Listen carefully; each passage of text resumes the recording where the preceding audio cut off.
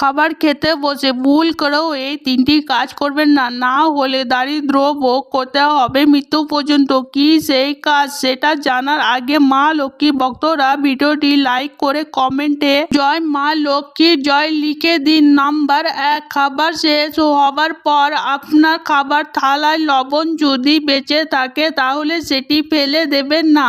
সেই লবণে একটু জল ঢেলে তারপরে লবণটি ফেলুন। এটি করলে ঘরে কখনো অর্থের সমস্যা আসে না।